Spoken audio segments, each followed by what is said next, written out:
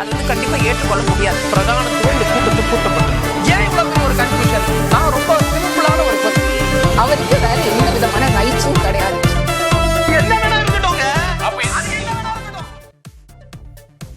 வணக்கம். நேர்பட பேச நிகழ்ச்சிக்கு வரவேற்கிறோம். முதற்கட்ட தேர்தல் அறிவிப்புகளை, வாக்குறுதிகளை வெளியிட்டிருக்கிறார் திரு எடப்பாடி பழனிசாமி. வீடுதோறும் மகளிருக்கு 2000 ரூபாய், ஆண்களுக்கு நகர பேருந்துகளில் பயணம் செய்யும் போது இலவச பேருந்து கட்டணம், வீடு இல்லாதவர்களுக்கு வீடு, ஸ்கூட்டர் வாங்குவதற்கு மகளிருக்கு 25,000 ரூபாய் மானியம், 100 நாள் வேலை திட்டத்தை 150 நாட்களாக உயர்த்தப்படும் அப்படின்னு 5 அறிவிப்புகளை அவர் வெளியிட்டிருக்கிறார். இதான் இன்றைய நேர்பட பேசுவின் பேசுபொருள். முன்கூட்டிய அறிவிப்புகள் மூலம் திமுகவுக்கு நெருக்கடி கொடுக்கிறதா அதிமுக என்ற தலைப்பில் பேச இருக்கிறோம். மூத்த பத்திரிகையாளர் திரு பிரியன் பங்கேற்றிருக்கிறார். மூத்த பத்திரிகையாளர் திரு மிகுலட்சுமி சுப்பிரமணியம் பங்கேற்றிருக்கிறாங்க. பத்திரிகையாளர் திரு கோட்டீஸ்வரன் பங்கேற்றிருக்கிறார். பத்திரிகையாளர் திரு சுவாமிநாதன் இணைந்திருக்கிறார். வணக்கம் விருந்தினர்கள் அனைவருக்கும். திரு சுவாமிநாதன், 2006ஆம் ஆண்டு தேர்தலுடைய கதாநாயகன் திமுகவுடைய தேர்தல் அறிக்கை அப்படின்னு பேசப்பட்டது. 2011ஆம் ஆண்டு தேர்தல் அறிக்கை குறித்து செய்தியாளர்கள் அப்போதைய முதல்வர் திரு கருணாநிதியிடம் கேட்கிற போது கதாநாயகியாக இருக்கும் அப்படின்னு சொன்னார். அப்படி கதாநாயகன் கதாநாயகி அந்தஸ்தை பெற்றிருக்கிறதா திரு எடப்பாடி பழனிசாமியுடைய இந்த முதற்கட்ட அறிவிப்பு? ஆமா, நிச்சயமா 2 தரப்பு ஓட்டையும் ஈர்க்கணும் அப்படிங்கிற ஒரு நுட்பமான காய் நகர்த்தல் அப்படின்னு தான் இதை நம்ம புரிஞ்சுக்கணும்.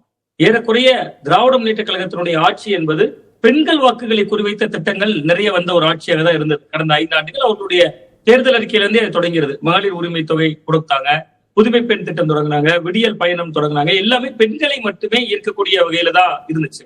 இந்த நேரத்துலதான் அதிமுக மிக நுட்பமான ஒரு காய் நகர்த்தல், ஆண்களுக்கும் நகர பேருந்துகள்ல இலவசம், இனிமேல் கட்டணம் இல்லாமல் பயணிக்கலாம் அப்படின்னு சொல்லி இருக்கிறது மூலமா ஆண் பெண் 2 தரப்பு ஓட்டையும் ஈர்க்கணும் அப்படிங்கிற ஒரு காய் நகர்த்தல் ஒன்று. இன்னொன்று, இந்த தேர்தல் அறிக்கையா மட்டுமே அதிமுக கொடுத்திருக்காங்கன்னா இதுக்குள்ள இன்னும் சில நுட்பமான விஷயங்கள் பண்ணியிருக்காங்க அப்படின்னு தான் பாக்குறேன். ரொம்ப குறிப்பா கடந்த பொங்கலை ஒட்டி சில தினங்களுக்கு முன்பு பெரியசாமி அவர்கள், சீனியர் அமைச்சர், அவர் ஒரு தகவலை சொல்றாரு. பெண்களுக்கு மகிழ்ச்சி ஊட்டக்கூடிய அறிவிப்புகள் விரைவிலேயே வர இருக்கு, முதல்வரே அதை சொல்லுவாங்க அப்படிங்கிற தொழில எல்லாம் பேசியிருந்தாங்க. ஒரு பொங்கல் விழால பேசுகிற பொழுது கூட அந்த நேரத்துல உடனடியாக இவர் அறிவிக்கிறார், 2000 ரூபாய் பெண்களுக்கு நாங்க கொடுக்க போறோம் ஆட்சிக்கு வந்தோன்னு. இனிமேல் திமுக செய்தாலும் கூட நாங்க கோரிக்கை வைத்திருந்தோம் பாருங்க, 2000 ரூபாய் நாங்க தேர்தல் அறிக்கையில சொன்னோம், உடனே பயந்துட்டு திமுக அதை கூட்டிட்டாங்க அப்படின்னு சொல்லுவதற்கான ஒரு வாய்ப்பையும் இது உருவாக்கிக்கிட்டாங்க.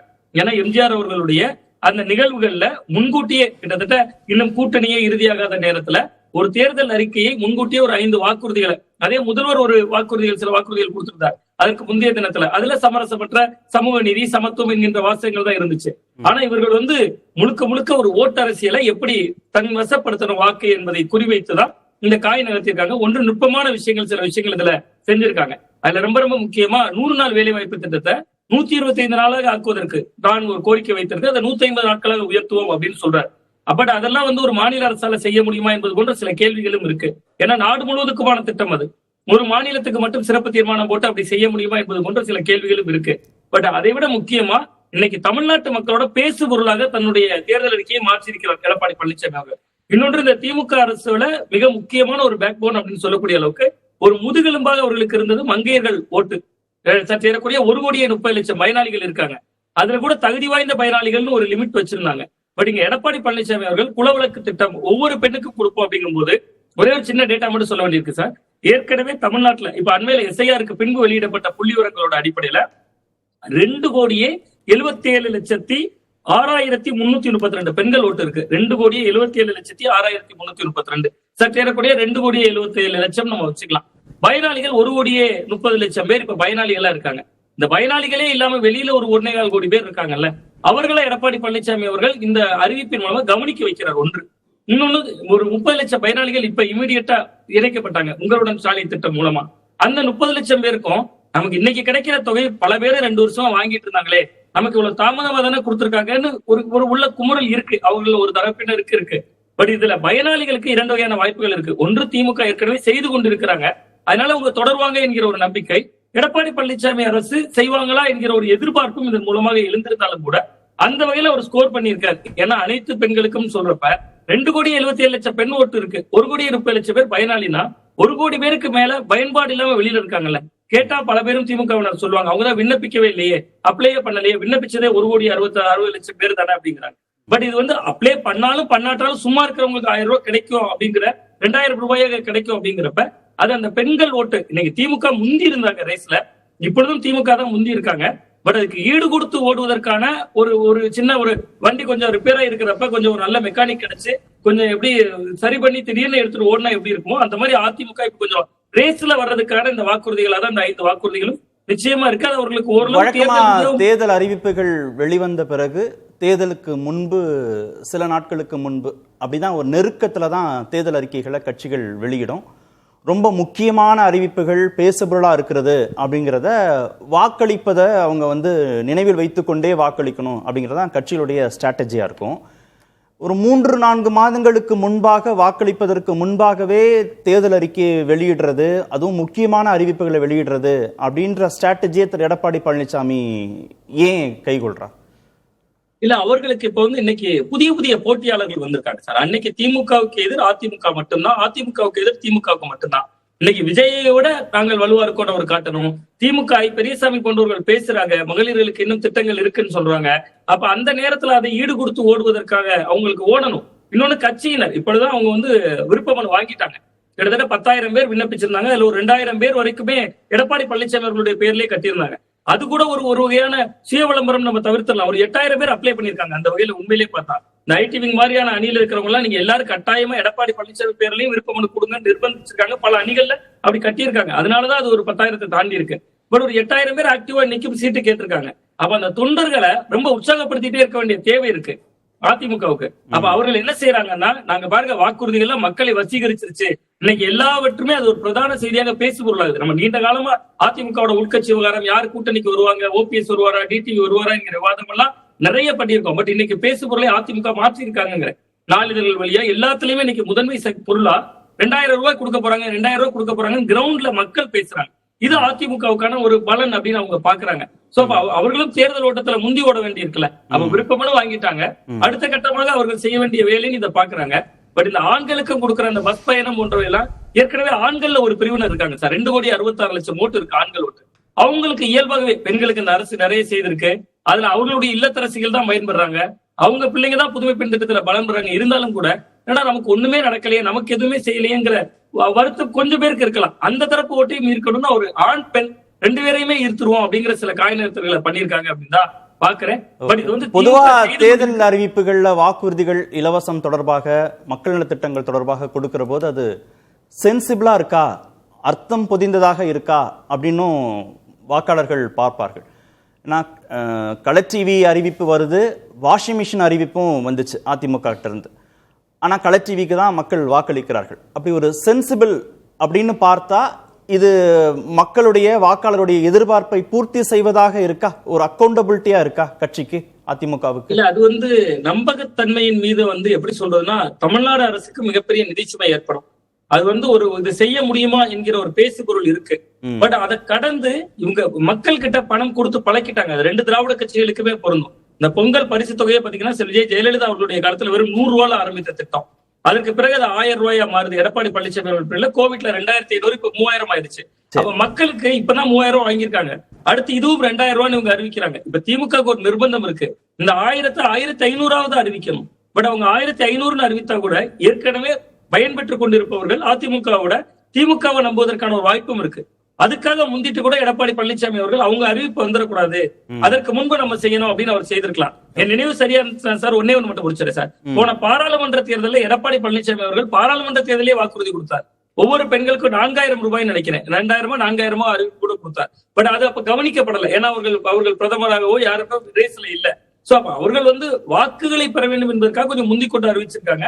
பட் அதை செயல்படுத்துவது சாத்தியமா என்பது நிச்சயமா ஒரு கேள்விக்குறியான விஷயமா தான். திரு பிரியன், உண்மையிலேயே திமுகவுக்கு ஒரு நெருக்கடி தானா 2000 ரூபாய் அறிவிக்கிறது, ஆண்களுக்கும் இலவச பேருந்து பயணம்னு சொல்றது, வீடு இல்லாதவர்கள் அனைவருக்குமே வீடு, இதெல்லாம் முன்னோடி திட்டங்களாக அதிமுக அரசு செயல்படுத்த போகுதுங்கிற நம்பிக்கையை வாக்காளர்கள் மத்தியில் ஏற்படுத்தினா திமுகவுக்கு நெருக்கடி தானா? அது திமுகவுக்கு நெருக்கடின்றதோட அதிமுக தனக்கு இருக்கிற நெருக்கடியை கொஞ்சம் குறைச்சிட்டு இருக்காங்க. ஏப்ரல் மாதம் கூட்டணி அமைச்சாங்க, பெரிய கூட்டணி இன்னும் செட் ஆகாதே இருக்குது. 23ஆம் தேதி பிரைம் மினிஸ்டர் வரப்போகிறாரு, அதில் எவ்வளோ பேர் அந்த தலைவர்கள் அங்கே உட்கார போகிறாங்கன்னு தெரியாது. ஸோ ஏதோ ஒரு நெருக்கடி இருக்குது. விஜய் வந்திருக்காரு, சாமிநாதன் சொன்ன மாதிரி விஜய் வந்திருக்காரு. விஜய் எனக்கும் திமுகவுக்கும் தான் போட்டின்றாரு. அவர் எவ்வளோ தூரம் ஏடிஎம்கே ஸ்பாயில் பண்ண போகிறாரு, டிஎம்கேயும் ஸ்பாயில் பண்ணுவார். ஏடிஎம்கே எவ்வளோ தூரம் ஸ்பாயில் பண்ண போகிறாரு தெரியாது. ஸோ அப்படிலாம் இருக்கும்போது இவங்களுக்கு ஏடிஎம்கேக்கு நெருக்கடி இருக்குல்ல, அந்த நெருக்கடியிலேருந்து தப்பிக்கிறதுக்காக இந்த வாக்குறுதிகள் ஆக்சுவலாக அவங்களுக்கு ஒரு அரசியல் நெருக்கடி இருக்குது. கூட்டணி அமைக்கிறதுலேயும் அவங்களுக்கு சரியாக இன்னும் ஒர்க் அவுட் ஆகலை கூட்டணி. அதே மாதிரி பார்த்தீங்கன்னா விஜயோடைய போட்டியும் ஒரு பக்கம் இருக்குது.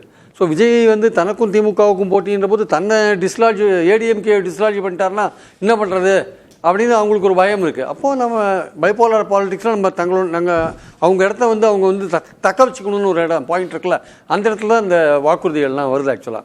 இப்போ எந்த அரசியல் கட்சிகளும் இந்த மாதிரி வாக்குறுதிகள் கொடுக்குறது சகஜம் தான். போன வாட்டி வந்து திமுக கொடுத்த போது எல்லாருமே கொடுக்க முடியுமான்னு கேட்டாங்க. திமுக ஒரு 2-3 வருஷம் கொடுக்காது, அப்புறம் தான் கொடுக்க ஆரம்பித்தாங்கன்றதை நம்ம பார்த்தோம். அது நிதி நெருக்கடி சிக்கின்னு இருக்கிறது ஒரு விஷயமா பார்க்குறோம். இப்போ இந்த மாதிரி வாக்குறுதிகள் வந்து ஆண்களை கவரும் பெண்களை கவரும் இந்த மாதிரி விஷயங்கள் இருந்தால் கூட இது இந்தியாவில் முழுக்க வந்து இந்த விஷயங்கள் இப்போ வந்து பரவலாக நடந்துட்டு இருக்கிற ஒரு விஷயமாக தான் பார்க்குறோம். மகாராஷ்டிரா கவர்மெண்ட் கூட தேர்தலுக்கு இந்த மாதிரி வாக்குறுதிகள் கொடுத்து அதுக்கப்புறம் கொடுத்ததையும் பார்த்தோம். தேர்தலுக்கு முன்னாடியும் கொடுக்கவே ஆரம்பிச்சிட்டாங்க அவங்க. பல மாநிலங்களில் இது மாதிரி பண்ணுறாங்க. 3000, 2000, 3000 கொடுக்குற விஷயங்கள்லாம் நடந்துட்டு தான் இருக்குது. ஆனால் வந்து இது தேர்தலில் எந்த அளவுக்கு ஹெல்ப் பண்ணுதுன்னா, இப்போ வந்து மக்கள் எப்படி பார்க்குறாங்கன்னா, நீங்கள் ஒரு வாக்குறுதி கொடுத்துட்டீங்கன்னா அதை நிறைவேற்றக்கூடிய அந்த கெப்பாசிட்டி உங்ககிட்ட இருக்கா இல்லையா அப்படின்றத பார்க்குறாங்க. நான் இப்போ திமுகவை பற்றி இவங்க என்ன பேசுகிறாங்க, ஏடிஎம்கே பெரிய நிதி சிக்கலில் மாட்டிருக்கு, 10 லட்சம் கோடி ரூபாய் கடன் வாங்கிட்டாங்க. அப்புறம் எப்படி கேட்குறாங்க எடப்பாடியை, நீங்கள் எப்படி நிறைவேற்றுவீங்க, ஏற்கனவே திமுக கவர்மெண்ட் இவ்வளோ தூரம் நெருக்கடியில் இருக்கேன்னு. அவங்களுக்கு மேனேஜ் பண்ண தெரியல, நான் மேனேஜ் பண்ணுவேன் அப்படின்னு அவர் சொல்கிறார். நிர்வாகம் சரியாக பண்ண தெரியல அவங்களுக்கு. அவருடைய ஆட்சியிலேயே மத்திய அரசு அவருக்கு நிதி கொடுக்காத ஓபிஎஸ் நிதி நெருக்கடியில் 10,000 கோடி ரூபா கொடுக்கணும்னு படித்தாங்க அவங்க. அப்போவே மத்திய அரசு இப்போ பாஜகவோட இப்போ நெருக்கமாக இருந்தபோதே நிதி கிடைக்கல மத்திய அரசுலேருந்து அவங்களுக்கு. அதை பட்ஜெட்லேயே படித்ததை பார்த்தோம் நம்ம. ரெண்டாவது, இது வந்து ஒரு வாக்குறுதி கொடுக்கறது வந்து பார்ட்டியோடைய இஷ்டம். ஆனால் அதை எப்படி நிறைவேற்ற போகிறாங்க அப்படின்னு இந்த சாதாரண மக்கள், பாமர மக்களை யோசிக்க மாட்டாங்க. இந்த வாக்குறுதி தான் அவங்க மனசில் போய் பதியும். அதில் எந்த விதமான சந்தேகமும் இல்லை. அதனால் வந்து திமுக வந்து இப்போ உடனே 2500 கொடுக்குமா அப்படின்ற ஒரு கேள்வி வேலுபாவே எழக்கூடிய கேள்வி. நிச்சயமாக அந்த மாதிரியான ஒரு முட்டாள்தனம்னு சொல்ல மாட்டேன், அந்த மாதிரியான ஒரு ஸ்டெப்ஸ் அவங்க எடுப்பாங்களான்னு யோசிக்கக்கூடிய விஷயம். ஏன்னா இன்றைக்கி வந்து எடப்பாடி சொல்கிற நிதி நிலைமை சிக்கல் இருக்குல்ல, இவங்க சொல்கிறாங்க நிதி சிக்கல்னு. ஆனால் அவங்க என்ன சொல்கிறாங்க, இந்த நிதி சிக்கல்லையே நாங்கள் 11.19% டெவலப்மெண்ட் காமிச்சிருக்கோம். இந்தியாவிலேயே அதிகபட்ச டபுள் டிஜிட் வளர்ச்சி தமிழ்நாட்டில் தான் இருக்குன்றாங்க. அது தவிர எங்களுடைய கடன் லிமிட் வந்து ஸ்டேட்டோட ஜிடிபி லிமிட்டுக்குள்ளே தான் இருக்குது. அவங்க சொன்ன அந்த வரையறைக்குள்ளே தான், ஆர்பிஐ வரையறைக்குள்ளே தான் இருக்குது. எங்களை நம்பி கடன் கொடுக்குறாங்க, நாங்கள் கடனை திருப்பி கொடுக்க முடியும்னு எல்லாம் ஃபைனான்ஷியல் ஏஜென்சிஸ் நம்புகிறாங்க, ரிசர்வ் பேங்கும் நம்புது. அந்த கட்டுப்பாட்டுக்குள்ளே தான் நாங்கள் வேலை செஞ்சுட்ருக்கோம். ரெண்டாவது, எங்களோட ஜிடிபி 16% வளர்ந்துருக்கு ஆல் இண்டியா லெவலில் பார்க்கும்போது, மற்ற மாநிலங்களை ஒப்பிடும்போது. அப்போது நீங்கள் நிதி ஒன்றுமே கடன் ஏகப்பட்டது வாங்கிட்டாங்கன்னா, கடன் வாங்காத எந்த கவர்மெண்ட்டும் இருக்க முடியாது. 52 லட்சம் கோடி கடன், இந்தியாவோட கடன் இன்னைக்கு 200 லட்சம் கோடி கடனாக மாற்றிருக்கு. அதை பற்றி யாராவது வாய் திறக்கிறாங்களா? ஆனால் வாக்காளர்கள் பார்வை வந்து ஒரு மாநிலத்தின் கடன் சுமை அதை பற்றிலாம் அவங்க பார்க்க மாட்டாங்க. உள்நாட்டு உற்பத்திக்குள்ள கடன் அளவு அதெல்லாம் அவங்க பார்க்க மாட்டாங்க. திருப்பி செலுத்தக்கூடிய அரசு ஆக இது இருக்கான்னு பார்க்க மாட்டாங்க. அதெல்லாம் பார்க்க மாட்டாங்க. தங்களுக்கான நிதி ஆதாரம் வந்துதா இல்லையா, பொங்கலுக்கு எனக்கு 3000 ரூபாய் கிடைச்சதா இல்லையா அப்படின்னு அந்த ஆங்கிள் தான் பண்றாருல திரு எடப்பாடி பழனிசாமி கேட்கிறாரு திரு சாமிநாதன். அது உண்மைதாங்க. ஆனா இது வந்து நான் தான் சொல்லிட்டேன், வாக்காளர் மத்தியில வாக்கு வங்கியில வந்து இது ஒரு இம்பாக்ட், ஒரு தாக்கத்தை உண்டு பண்ணும். ஆனால் அவருக்குள்ள நெருக்கடி தான் காரணம். இந்த அறிவிப்புக்கு காரணம் அவருக்கு அரசியல் ரீதியாக ஏற்பட்ட நெருக்கடி, அவருக்கு கூட்டணி அமைக்க முடியாதனால ஏற்பட்ட நெருக்கடி. ரொம்ப அதாவது இதெல்லாம் தீவிரமா இனிமே வந்து எல்லா மக்கள் மனசுலலாம் இது அப்படியே இந்த தமிழ்நாட்டில் இருக்கிற 6 கோடி வாக்காளர் மத்தியில் போய் மனசுல பதிஞ்சிருச்சுன்னா எனக்கு தெரிஞ்சு அப்படி பதிஞ்ச மாதிரி தெரியல. இப்போ சாமிநாதன் சொல்றாரு எல்லா மக்கள் இதை பற்றியே பேசுகிறாங்கன்றாரு. எனக்கு அதை பற்றி ஒன்றுமேலே அந்த மாதிரி இருக்கான்னு எனக்கு தெரியல. ஆனால் இது வந்து ஓரளவுக்கு விவாதிக்கப்பட்ட நோக்கம் தானே சார். தேர்தல் அறிக்கையை வெளியிடுறதுல 2 நோக்கம். ஒன்று அதை பேசுபொருளாக மாற்றுவது, இன்னொன்று ஆளும் கட்சிக்கான நெருக்கடி. ரெண்டையுமே செய்திருக்கலையா? பேசுபொருளாக மாற்றின மாதிரி எனக்கு தெரியல. ஆளுங்கட்சிக்கு நெருக்கடி இந்த மாதிரி தான் இருக்க முடியும். 2000 ரூபாய் 2500 மாற்றினா ஏற்கனவே ஃபைனான்சியல் ப்ராப்ளத்தில் இருக்குது. அவர் சொன்ன மாதிரி தான் அது. 1,60,000 பேர் அப்ளை பண்ணாங்க, 1,30,000 பேர் கொடுத்துருக்காங்க. 2,77,00,000 பெண்கள் வாக்காளர் இருக்காங்க. மீதி இருக்கிறவங்க ஓட்டெல்லாம் வாங்கணுன்ற ஒரு விஷயத்தை அவங்க ட்ரை பண்ணுறாங்க. அதாவது இந்த மாதிரி கொடுத்ததுனாலே ஆம்பளைங்கள்லாம் ஓட்டு ஏடிஎம்கே போட்டுருவாங்களா, இல்லை, ஆனால் டிஎம்கேக்கு வந்து இது பலன் கொடுத்துருக்கு. பெண்கள் ஓட்டு பாராளுமன்ற தேர்தலில் பலன் கொடுத்துருக்கு. அதனால அவங்க வந்து சக்ஸஸ்ஃபுல்லாக அதை பண்ணிட்டதுனால அவங்க இந்த விஷயத்தை ட்ரை பண்ணுறாங்க. இல்லை, யாரையுமே டார்கெட்டடா இல்லையே, பெண்கள் ஆண்கள்னு எல்லாரையும் அந்த பிராக்கெட்குள்ள கொண்டு வர்றாரு திரு எடப்பாடி பழனிசாமி. கரெக்ட் சார், யாரையுமே வெளியில விட்டுறாமல செய்ய. உண்மைதான், கரெக்ட். அதாவது இது வந்து வாக்காளர் மத்தியில் ஒரு பாதிப்பை ஏற்படுத்தும், ஒரு இம்பாக்டை கொடுக்கும். ஆனால் இவர் இப்போ இன்னொருத்தர் வேற மாதிரி சொல்லுவாங்க, இவர் ஆட்சிக்கே வர போகிறதுல போகிற போக்கில் அடிச்சு விட்டு போறாரு அப்படின்றாங்க. அப்படி ஒரு வார்த்தை இருக்குல்ல, இதெல்லாம் கொடுக்கறதுக்கு சாத்தியம் இருக்கா? அதிகாரிகள்ட்ட கேட்டீங்கன்னு சொல்லுவாங்க, ஏங்க 100 நாள் வேலையிலேயே 45 நாள் தாங்க வேலை கொடுக்குறான், 100 நாள் வேலையிலேயே 45 நாள் தான் வேலை, 125 நாள் எப்படி 150 நாள் ஆக்குவீங்க நீங்கள்? ரெண்டாவது 100% நமக்கு மானியத்தில் வந்து மகாத்மா காந்தி ஊரக வேலைவாய்ப்பு திட்டம். இன்னைக்கு என்ன நிலைமை? 60% தான் கொடுப்பா, 40% நீங்கள் போடணும், ஸ்டேட் கவர்மெண்ட் போடணும். அந்த லெவலில் நீங்கள் எப்படி 150 நாள் ஆக்குவீங்க? சரி, என்ன ஃபினான்ஷியலாக இவர் என்ன பெருசாக பண்ணிட்டார் சொல்லுங்கள்? அவருடைய ஆட்சியிலேயே ஃபினான்ஷியலாக என்ன பெரிய நிர்மாணிச்சிட்டாரு, என்ன பண்ணிட்டார் சொல்லுங்கள்? இவர் கோவிட்ல சமாளிச்சேன்னு சொல்றார். இவங்க ஆட்சிக்கு வந்தபோது கோவிட் இன்னும் 2வது அலை ரொம்ப மோசமாக வந்தது. உங்களுக்கே தெரியும், திமுக ஆட்சிக்கு வந்தபோது ஆக்சிஜன் பற்றாக்குறை அது இது அவங்களும் 6 மாத காலம் கஷ்டப்பட்டாங்கல்ல.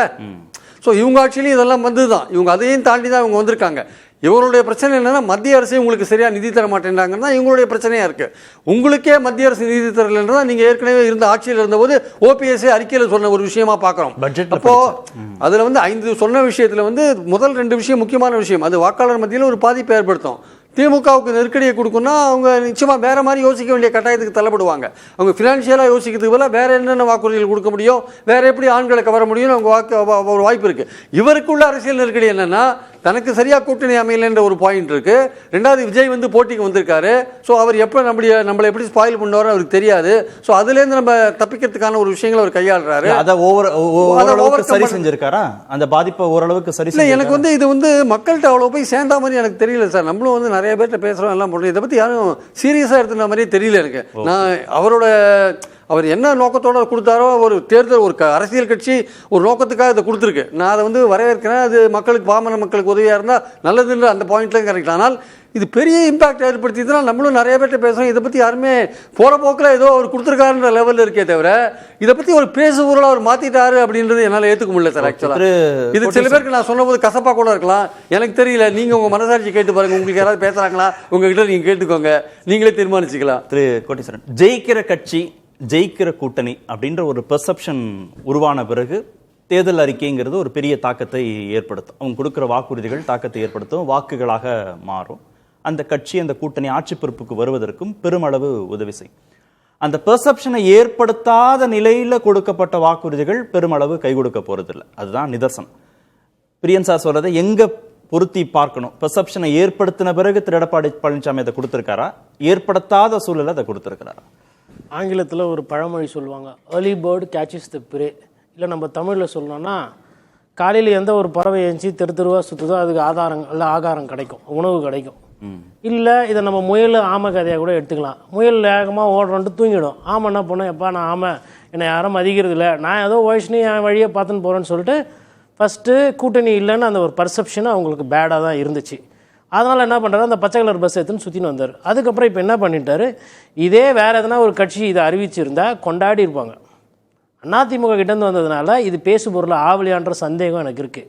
2000 ரூபாய் நீங்கள் கண்ணை மூடி சோசி பாருங்க, நல்லா தான் இருக்கும். யாரா பணம் வேணான்றாங்க, யார சொல்றீங்க? கொண்டாடி இருப்பாங்க, பேசு பொருள். பொதுமக்கள், சாதாரண மக்கள், விளிம்பு நிலையில் இருக்கிறவங்க ஏன் கொண்டாடல, ஏன் பேசு பொருளா மாறல?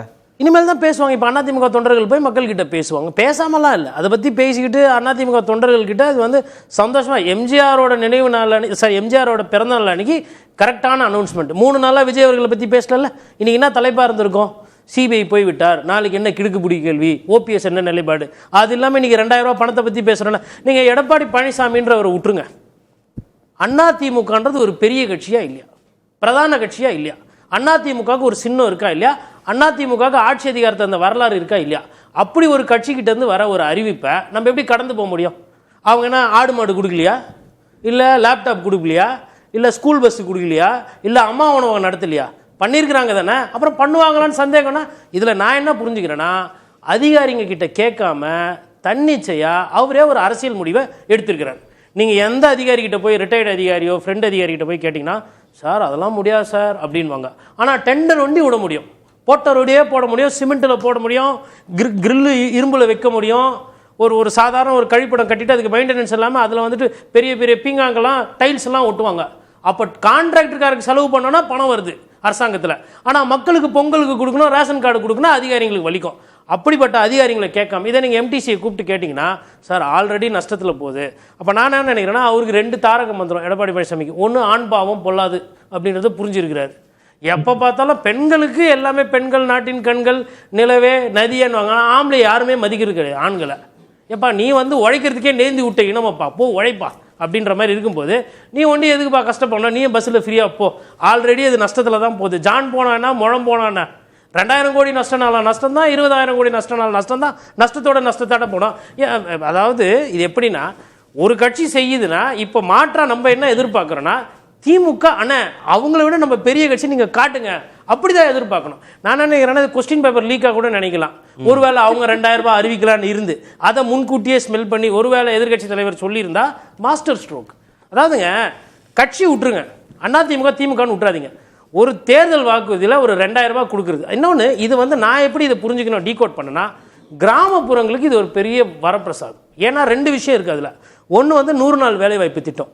ஒரு வேலை நடத்திடுறாங்க, நான் வந்து நடக்கலை அப்படின்றதுக்குள்ளே போகலை, இல்லை பாதி நடத்துகிறாங்க அப்படின்னா கூட சுவாமிநாதன் சொன்ன மாதிரி 2 கோடி அட்டைதாரர்களுக்கு குறைந்தபட்சம் கிடைக்கும்.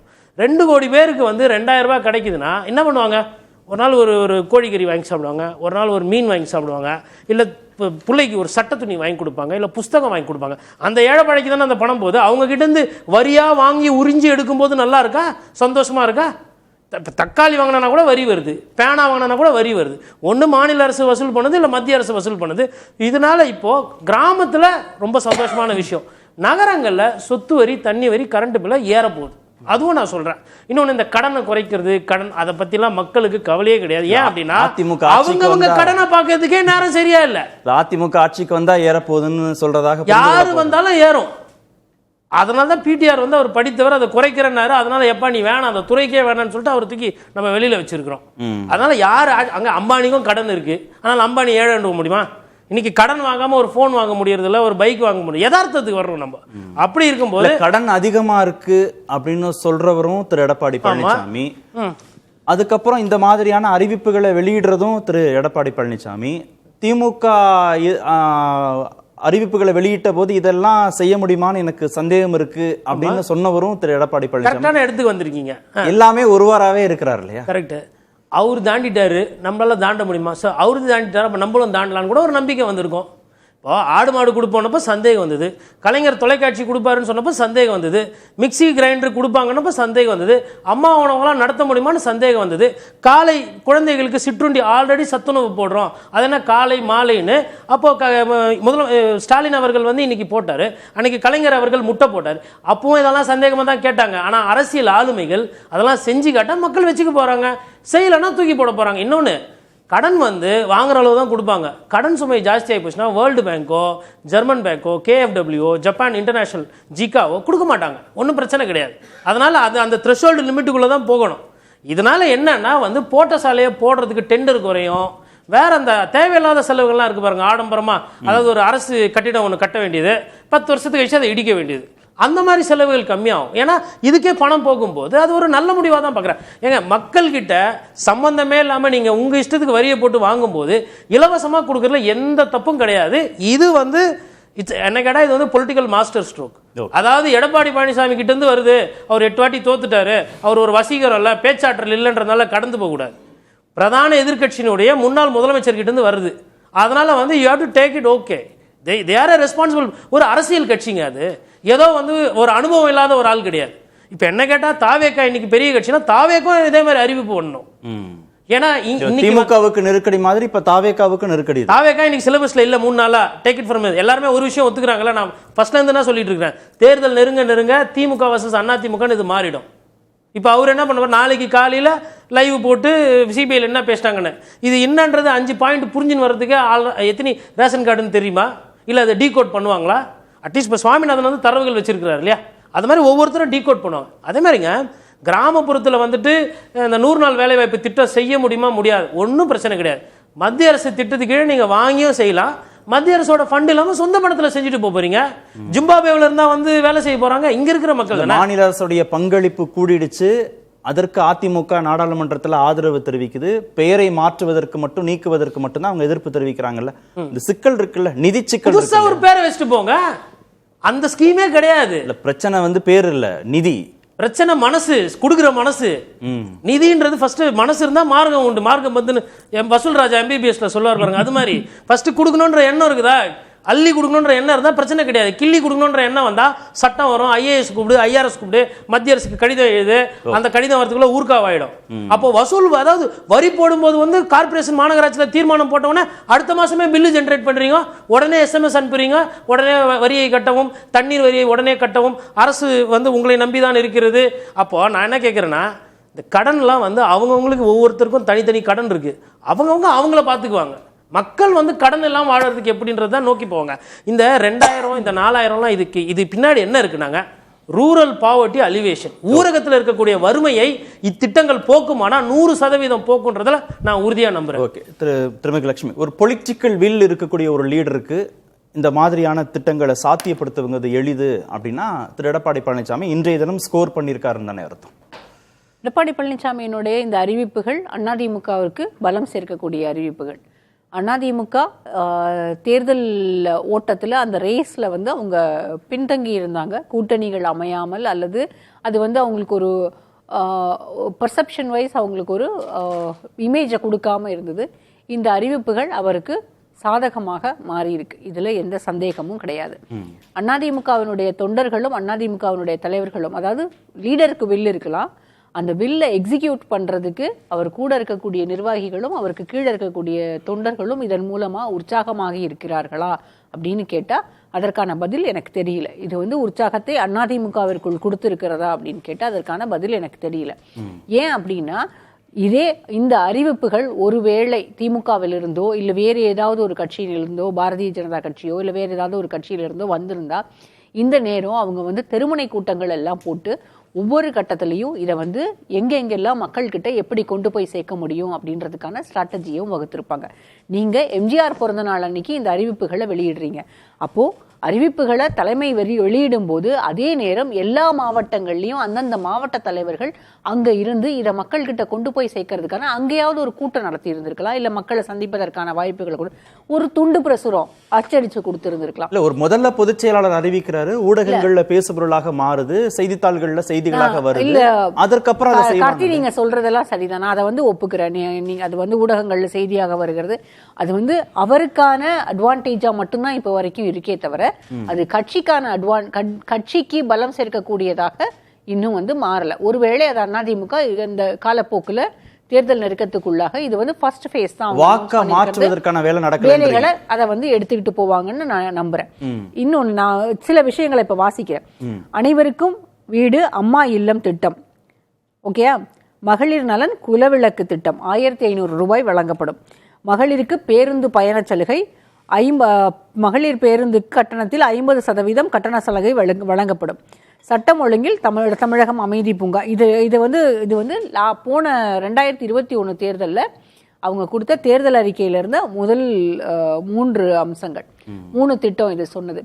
இந்த 5 ஆண்டுகளுக்குள்ளாக தமிழ்நாட்டினுடைய நிதி நிலைமை கீழே போயிருச்சுன்னு அவர் தான் வந்து 2023 அதாவது 1000 ரூபாய் மகளிருக்கு அந்த திட்டத்தை செயல்படுத்துறதுக்கு முன்னால் சட்டசபையில் பேசும்போது அவரே சொல்றாரு, இது வந்து சாத்தியப்படுத்த முடியாத திட்டம், தமிழ்நாட்டினுடைய நிதி நிலைமை மோசமாக இருக்கிறது, இந்த 1000 ரூபாய் கொடுக்க முடியாது, இது வந்து நீங்க வந்து வெத்து அறிவிப்பு அப்படின்னு சொல்லி தான் ஆட்சியை விமர்சனம் செய்கிறார். இப்ப வந்து தமிழ்நாட்டினுடைய நிதி நிலைமை உயர்ந்துருச்சா, 1500 ரூபாய் 2000 ரூபாயாக கொடுக்க முடியுமான்ற கேள்வி இருக்கு. இது வந்து எக்கனாமிக்கல் சைட்ல நம்ம வந்து அந்த கேள்விகளை வைக்கலாம். ஆனா எனக்கு இருக்கக்கூடிய ஒரே ஒரு கேள்வி என்னன்னா, இந்த மன்ரேகா திட்டத்தை, அதாவது 100 நாள் வேலை திட்டத்தை அவங்க வந்து பெயர் மாற்றம் செய்த போது மத்தியில் வந்து அந்த நிதி குறைப்பு ஏற்படுகிறது. அதாவது 60-40ன்னு அந்த நிதியை வந்து குறைச்சிடுறாங்க. 40% வந்து மத்திய அரசாங்கம் கொடுக்கும். கிட்டத்தட்ட 56,000 கோடி ஒவ்வொரு மாநிலமும் கொடுத்துக்கிட்டு இருந்தது வந்து அது வந்து 65,000 to 80,000 கோடி வரைக்கும் மாநிலத்துக்கான நிதி சுமை இந்த 100 நாள் வேலை திட்டத்தினால கூட போகுது.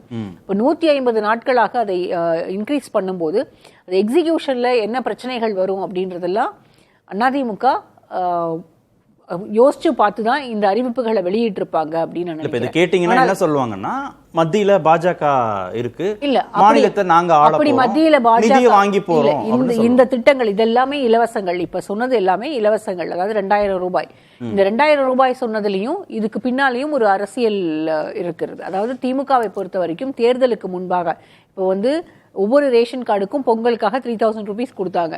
இது வந்து தேர்தல் நெருக்கத்துல தேர்தலுக்கு முன்பாக வந்து மகளிருக்கு கொடுக்கக்கூடிய இந்த 1000 ரூபாய் வந்து 1500 ரூபாயாக இன்க்ரீஸ் பண்றதுக்கான உள்ள வந்து அந்த பார்ட்டிக்குள்ளாகவும் சரி அரசாங்கத்திலையும் சரி அதனுடைய நிதி நிலைமை எப்படி இருக்கிறது, இதை வந்து இன்க்ரீஸ் பண்ண முடியுமா அப்படின்ற ஆலோசனைகள் எல்லாம் நடந்தது உண்மை. ஒருவேளை அந்த ஆலோசனை நடந்ததுனால இதை வந்து 2000 ரூபாய் நம்ம அனௌன்ஸ் பண்ணிட்டோம் அப்படின்னா திமுக ஒரு நெருக்கடிக்குள்ள தள்ளப்படும், அவங்க வந்து அறிவிப்பை வெளியிட்டே ஆக வேண்டும் அப்படின்ற இடத்துக்கு புஷ் பண்ணி கொண்டு போய் எடப்பாடி பழனிசாமி வச்சிருக்கார். இது வந்து சரியான ஒரு அரசியல் மூவ் அப்படின்னு நான் நினைக்கிறேன். ஆனால் அதிமுகவை பொறுத்த வரைக்கும் அவங்க வந்து கூட்டணிகள் அமையல. எல்லா இடத்துலையுமே பெரும்பாலும் மெகா கூட்டணின்னு சொன்னவங்களுக்கு பாரதிய ஜனதா கட்சியோடவே இன்னும் சிக்கல் இருக்கிறது. யார் ஆட்சி அமைக்க போறது, கூட்டணி ஆட்சியா இல்ல அதிமுக தனித்து ஆட்சியா, ஒவ்வொரு முறையும் டெல்லியில போய் பேச்சுவார்த்தை நடத்திட்டு வருது, இது எல்லாமே அவங்களுக்கு வந்து பின்தங்கிய நிலையில தான் இருக்காங்க.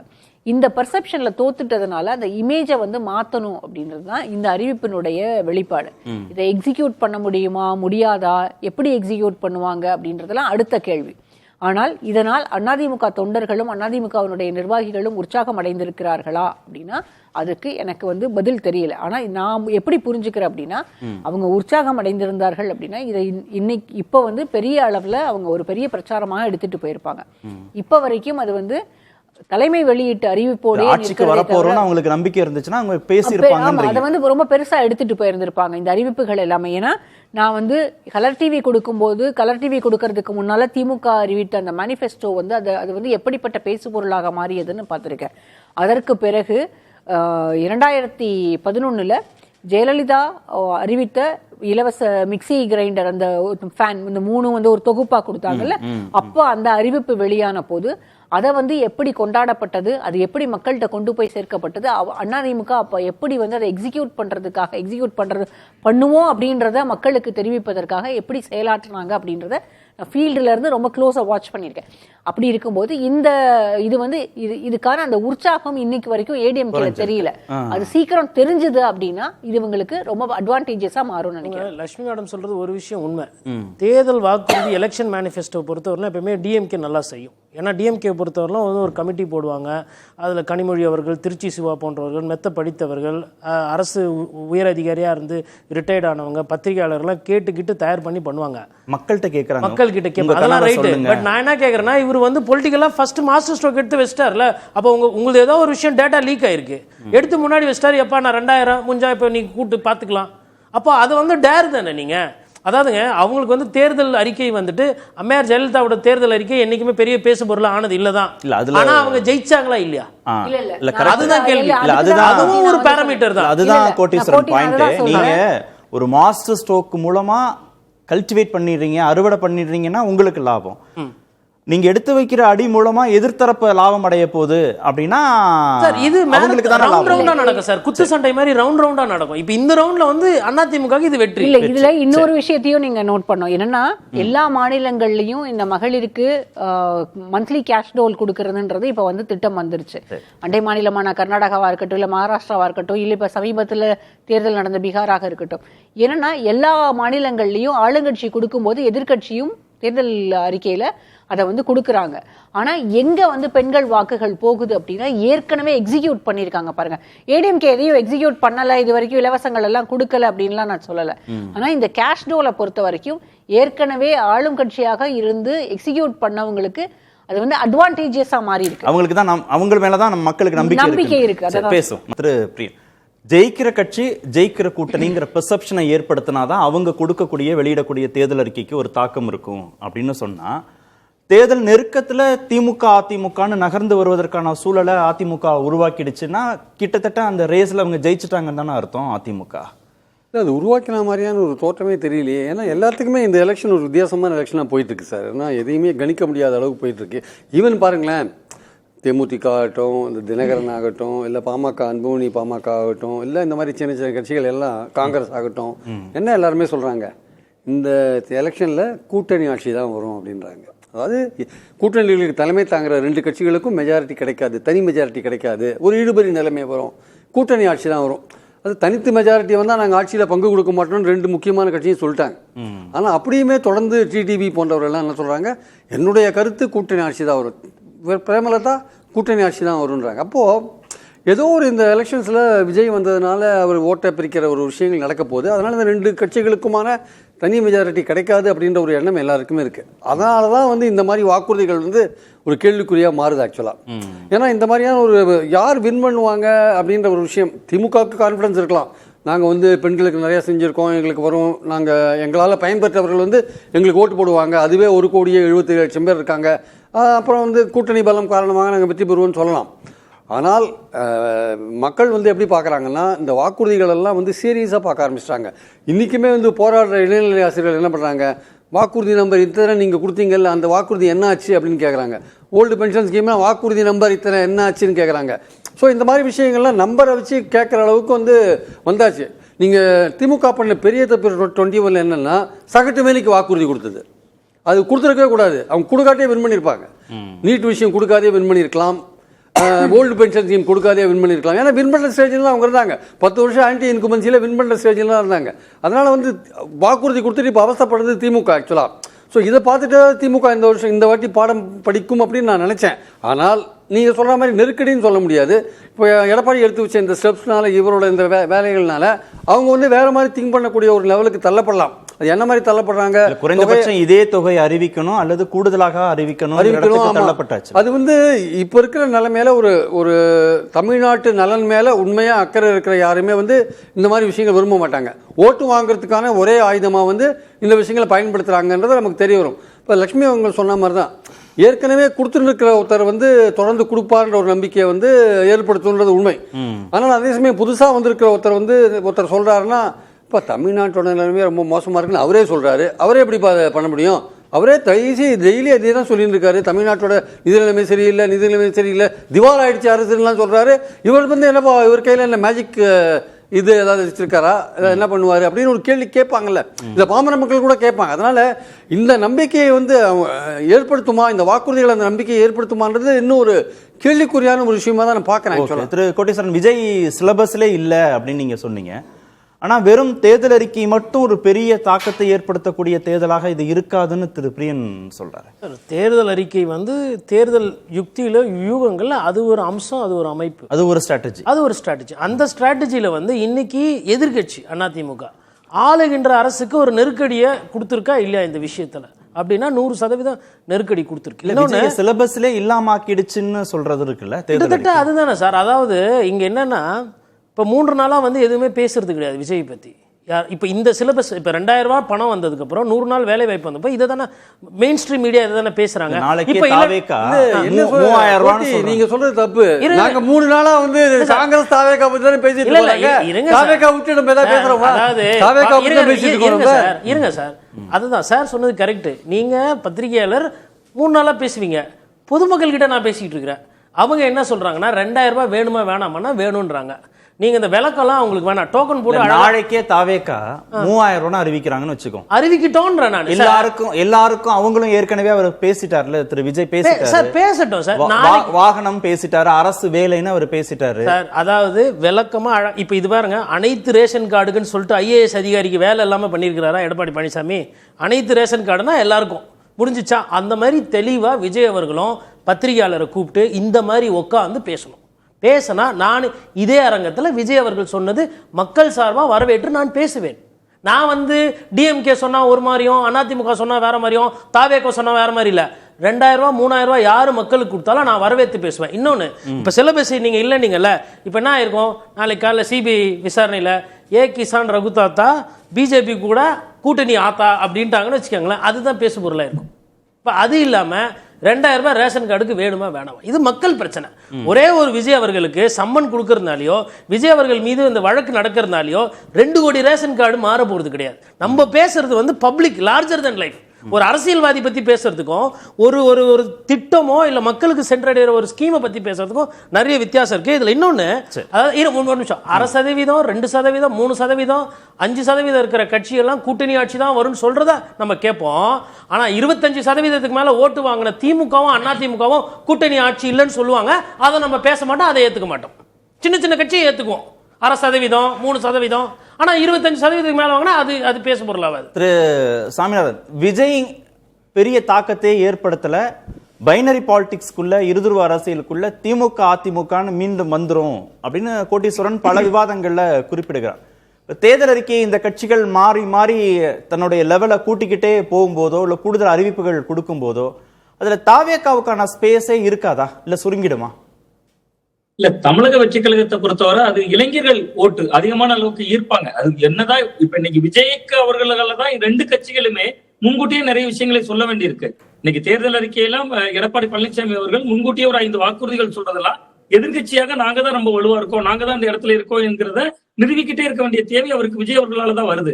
பட் விஜய் அவர்கள் என்னதான் வாக்குறுதி கொடுக்காட்டாலும் அவர் சிபிஐ என்கொயரி பத்தியும் பேசல, ஜனநாயகன் படம் பத்தியும் பேசல, அதுல இருக்கக்கூடிய தடைகள் பத்தியும் பேசல, எந்த சப்போர்ட்டை பத்தியும் பேசாட்டாலுமே கூட விஜய் பேசாம இருக்கிறதே பெரிய ஆயுதமா மாறி இருக்கு தாவேகாவுக்கு.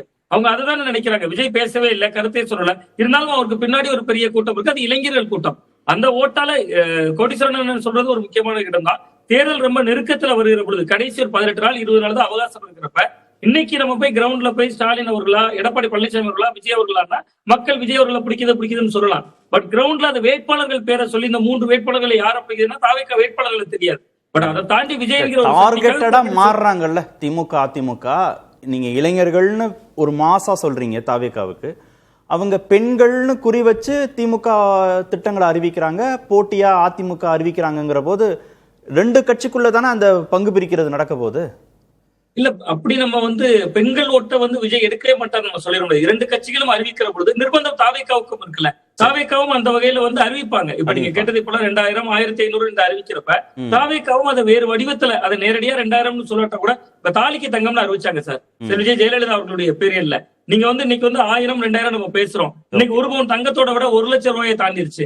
ஒரே ஒரு பயனாளி இருந்தா கூட உங்க 5 வருஷம் வாங்கியிருந்தா 60,000 தான் கிடைச்சிருக்கும். ஆனா ஒரே ஒரு பவுன்ல தங்கம் 1/2 பவுன்ல கிடைச்சிருந்தா விலை என்ன? சோ அது மாதிரி மாற்று திட்டங்கள் அறிவிக்கலாம்ல அவர்களும். அப்ப அவர்களுக்கு வாய்ப்பு இருக்கு, இன்னமும் அறிவிக்கலாம். ஒரே ஒரு சின்ன ஒரு தகவல் மட்டும் சொல்லிக்கிறேன் சார்.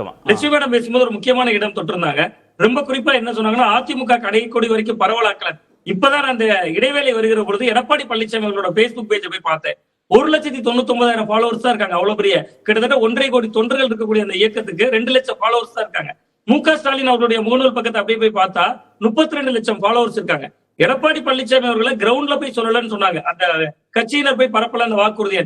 எடப்பாடி பழனிசாமி அவருடைய முகநூல் பக்கத்திலே அந்த பதிவு இன்னும் வரல, இப்பதான் பார்த்தேன். அந்த பதிவு அதுலயே இல்ல.